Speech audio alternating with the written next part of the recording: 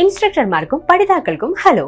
ഇന്ന് ഞങ്ങൾ കൗൺസിലിംഗിന്റെയും മെന്ററിംഗിന്റെയും കൗതുകകരമായ ലോകത്തേക്ക് പര്യവേക്ഷണം ചെയ്യുകയാണ്. ഈ സെഷന്റെ അവസാനം നിങ്ങൾക്ക് കഴിയും പരാതികൾ നിർവചിക്കുക, പരാതികളുടെ തരങ്ങൾ, കൗൺസിലിംഗ് കഴിവുകൾ, 3 പ്രധാന കൗൺസിലിംഗ് കഴിവുകൾ, കൗൺസിലിംഗിന് ആവശ്യമായ വ്യക്തിഗത കഴിവുകൾ, കൗൺസിലിംഗിന് കഴിവുകൾ എങ്ങനെ മെച്ചപ്പെടുത്താം. ഗ്രീവൻസസ്. പരാതിക്കോ ചെറുത്തുനിൽപ്പിനോ ഉള്ള കാരണം താങ്ങാനാകുന്ന തൃപ്തികരമല്ലാത്ത അവസ്ഥ പോലെയുള്ള ദുരിതത്തിന്റെ കാരണം. ഒരു വിദ്യാർത്ഥി, ഫാക്കൽറ്റി അംഗം, അഡ്മിനിസ്ട്രേറ്റർ അല്ലെങ്കിൽ സ്റ്റാഫ് ഉദ്യോഗസ്ഥർ എന്നിവരിൽ നിന്നും ആരോപിക്കപ്പെടുന്ന അനധികൃതമോ അന്യായമോ ആയ പ്രവൃത്തിയിൽ നിന്നോ തീരുമാനത്തിൽ നിന്നോ ഉയർന്നുവരുന്ന പരാതിയാണ്. പരാതി ഇത് വിദ്യാർത്ഥി സംഘടനയിലെ അംഗത്തിന്റെ പദവി, അവകാശങ്ങൾ അല്ലെങ്കിൽ പ്രത്യേകാവകാശങ്ങൾ എന്നിവയെ പ്രതികൂലമായി ബാധിച്ചേക്കാം. പരാതികളുടെ തരങ്ങൾ: വ്യക്തിഗത പരാതി, ഗ്രൂപ്പ് പരാതി, നയം അല്ലെങ്കിൽ യൂണിയൻ പരാതി. കൗൺസിലിംഗ് കഴിവുകൾ, നിർവചനവും ഉദാഹരണങ്ങളും. എന്താണ് കൗൺസിലിംഗ് കഴിവുകൾ? ഒരു കൗൺസിലർ അവരുടെ ക്ലയന്റുകളെ നന്നായി മനസ്സിലാക്കാനും കേൾക്കാനും ഉപയോഗിക്കുന്ന വ്യക്തിപരവും സാങ്കേതികവുമായ സവിശേഷതകളാണ് കൗൺസിലിംഗ് കഴിവുകൾ. ഈ കഴിവുകൾ ഉപയോഗിച്ച് ഒരു കൗൺസിലർ ഒരു ഉപഭോക്താവിനെ സന്തോഷകരമായ ജീവിതം നയിക്കുന്നതിൽ നിന്ന് തടയുന്ന തടസ്സങ്ങളെ മറികടക്കാൻ സഹായിക്കുന്നു. ഈ കഴിവുകൾ നിങ്ങളെ ബന്ധം കെട്ടിപ്പടുക്കാനും വിശ്വാസം സ്ഥാപിക്കാനും നിങ്ങളുടെ ക്ലയന്റുകൾ അത് കേട്ട് മനസ്സിലാക്കുകയും ചെയ്യുന്നു എന്ന് ഉറപ്പാക്കാൻ കഴിയുന്നു. 3 പ്രധാന കൗൺസിലിംഗ് കഴിവുകൾ എന്തൊക്കെയാണ്? കേൾക്കൽ. ഒരു കൗൺസിലർക്ക് ഉണ്ടായിരിക്കേണ്ട ഏറ്റവും പ്രധാനപ്പെട്ട കഴിവുകളിൽ ഒന്നാണിത്.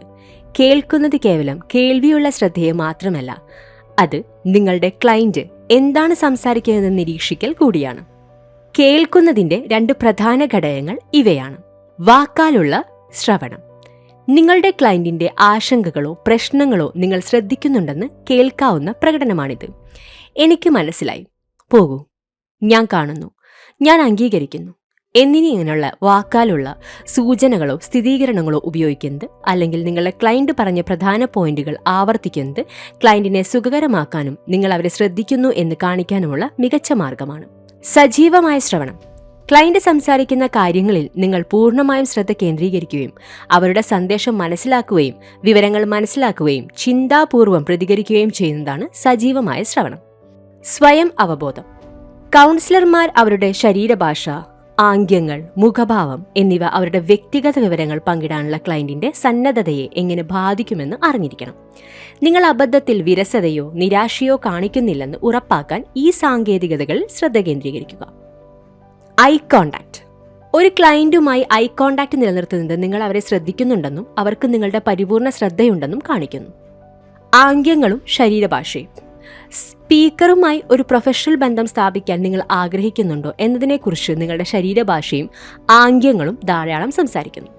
വിശ്രമമില്ലാതെ മാറുന്നതും കൈകൾ കൂട്ടിക്കെട്ടിയിരിക്കുന്നതും താല്പര്യമില്ലായ്മയുടെ പ്രതീതി ഉളവാക്കും. അതിനാൽ ഫലപ്രദമായ ഒരു കൗൺസിലർ ആകുന്നതിന് നിങ്ങളുടെ ശരീരഭാഷയിലും ആംഗ്യങ്ങളിലും പ്രവർത്തിക്കുന്നത് നിർണായകമാണ്. മുഖഭാവം. നിങ്ങളുടെ ഉപഭോക്താവിന് ഊഷ്മളവും സൗഹൃദപരവും പിന്തുണ നൽകുന്നതുമായ അന്തരീക്ഷം സൃഷ്ടിക്കാൻ നിങ്ങളുടെ മുഖഭാവങ്ങൾക്ക് നിങ്ങളെ സഹായിക്കാനാകും. അതിനാൽ മുഖം ചുളിച്ചിരിക്കുന്നത് ഒഴിവാക്കുക. വിശ്വാസയോഗ്യമായ ബന്ധങ്ങൾ കെട്ടിപ്പടുക്കുന്നതിന് ഊഷ്മളമായ പുഞ്ചിരിയോടെ ഇരിക്കുക. ആശയവിനിമയം. ചിലപ്പോഴൊക്കെ നിങ്ങൾ പറയുന്നതല്ല, അത് എങ്ങനെ പറയുന്നു എന്നത് നിങ്ങളുടെ ക്ലയന്റിന്റെ സുഖസൗകര്യങ്ങളെ ബാധിക്കും. ഒരു കൗൺസിലർ ഒരു ക്ലയന്റിന്റെ ചോദ്യത്തോട് അവരുടെ ചിന്തകളിൽ വ്യക്തതയോടെ പ്രതികരിക്കുമ്പോൾ അവർക്ക് ക്ലയന്റിന്റെ നന്നായി കൈകാര്യം ചെയ്യാൻ കഴിയും. അതിനാൽ നിങ്ങളുടെ ആശയങ്ങൾ ക്ലയന്റുമായി വ്യക്തമായ ആശയവിനിമയം നടത്തുന്നത് ഒരു പ്രധാന കൗൺസിലർ വൈദഗ്ധ്യമാണ്. കൗൺസിലിംഗിന് ആവശ്യമായ ചില കഴിവുകൾ എന്തൊക്കെയാണ്? ഒരു നല്ല കൗൺസിലർ നിങ്ങളെ സഹായിക്കുന്ന മറ്റ് ചില കഴിവുകൾ ഇവയാണ്. ചോദ്യം ചെയ്യൽ. നിങ്ങളുടെ ക്ലയന്റിനെ കുറിച്ച് മനസ്സിലാക്കാൻ നിങ്ങൾ പ്രസക്തമായ ചോദ്യങ്ങൾ ചോദിക്കേണ്ടതുണ്ട്.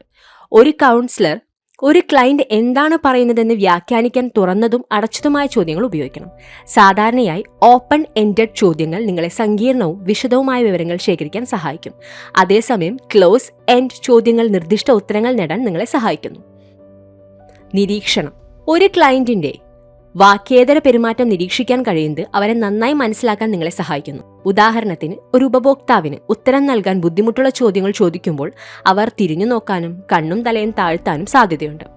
അത്തരം പെരുമാറ്റങ്ങൾ ശ്രദ്ധാപൂർവം നിരീക്ഷിക്കുന്നത് ഒരു ഉപഭോക്താവിന്റെ മാനസികാവസ്ഥ മനസ്സിലാക്കാൻ ഒരു കൗൺസിലറെ സഹായിക്കും. കുറിപ്പുകൾ എടുക്കാനുള്ള കഴിവ്.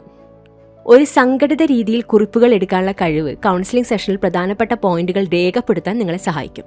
ക്ലയന്റിന്റെ സാഹചര്യത്തെക്കുറിച്ചോ പ്രശ്നത്തെക്കുറിച്ചോ ആഴത്തിലുള്ള വിശകലനത്തിനായി നിങ്ങൾക്ക് എല്ലായ്പ്പോഴും ഒരു കുറിപ്പുകൾ റെഫർ ചെയ്യാം. ക്ഷമ. ക്ലയന്റുകളുമായി പ്രവർത്തിക്കുമ്പോൾ കൗൺസിലിംഗിന് ഏറ്റവും അഭികാമ്യമായ കഴിവുകളിൽ ഒന്നാണ് ക്ഷമ.